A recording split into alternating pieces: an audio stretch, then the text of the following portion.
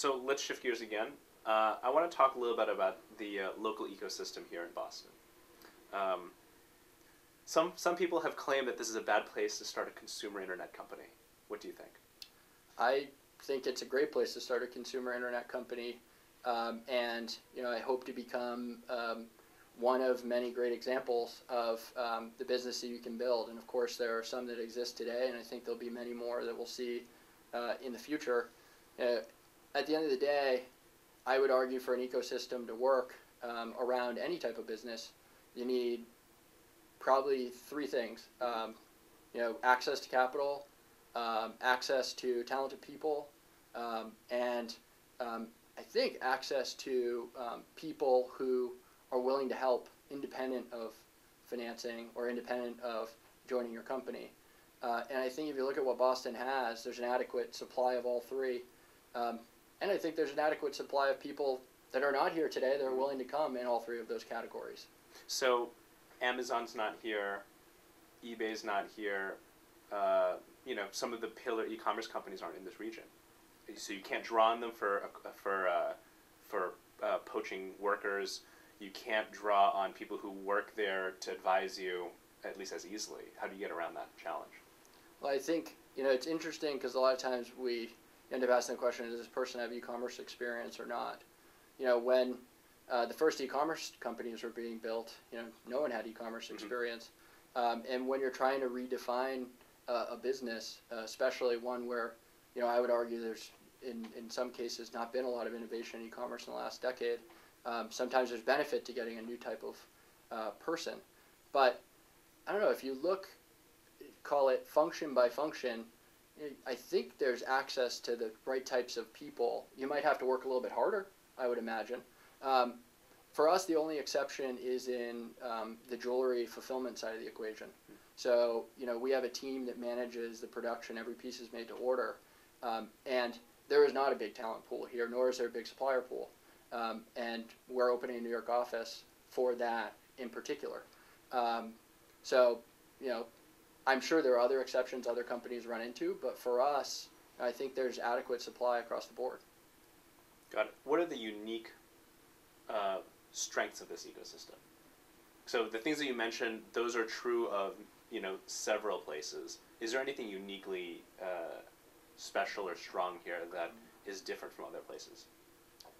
So I think it's hard for me to accurately answer that because I'm like a small town guy from Maine and I came directly here, so I really haven't seen other places in the world. But what seems really unique to me is that there's a genuine passion, or seems to be a high concentration of genuinely passionate people that want to make this ecosystem work. And I don't know what other places are like, but one of the things I find really exciting is there seems to be a fairly easily accessible group or core of high quality people who really, really want to help. And I think that's really, really powerful. Has that always been the case? I don't know. I think, it's interesting. I think one thing we could do better, and this is part of the I don't know, is when I was at Babson, I was not at all connected to, the Cambridge, Boston ecosystem, or sort of out on an island. Now, I think I was fortunate to find there was an ecosystem there that was very supportive. And, I'll give you a crazy story, and it's not about the money, it's about the statement behind it. When we was first founding the company, we needed to come up with some money on our own in order to get things moving in the right direction. And I started writing letters to some people to ask if they would loan me money, because a bank would never, and I wasn't able, sort of through my own family and friends, get money. So I started asking, and a bunch of people said no. But a really, really powerful story, get all excited to think about now, is I sat down with a Babson alum who had started his own company and has had great success.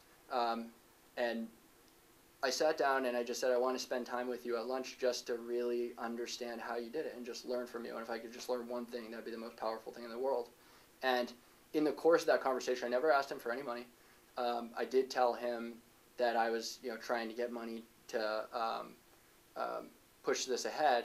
But a few days later, I got a letter in the mail. There was a card in there, but it got sent to my home address in Maine. And my mom called me, and my mom says, "You have a FedEx like package here. Do you want me to open it?" She opens it up, and I hear this crazy gasp, and it was a check for $5,000. Wow. And the note inside the letter said, "If you don't worry about paying me back. When you sell your company someday, do this for another Babson student." And tell you, when you're having a really bad day, something that keeps you going. When I'm having a really bad day, that keeps me going. It's pretty cool. But I think it's symbolic of, there seems to be a lot of people, and I would almost guarantee that if I gave you 100 guesses of who that person is, you wouldn't be able to name them. And I think one of the things here in Boston seems to be, there's also a lot of people that really care, really want to help, but fly under the radar, which for me has been really powerful, of sort of the mentors I don't name and never would name kind of thing, and they prefer to be that way, but they help all the time, which is pretty cool. Well, I can't think of a better way to close. So that's an amazing story. Congratulations on how things are going with Jamvara. Looking forward to seeing more successes down the road. Thanks for taking the time, Matt. Thanks, Rob. Thanks.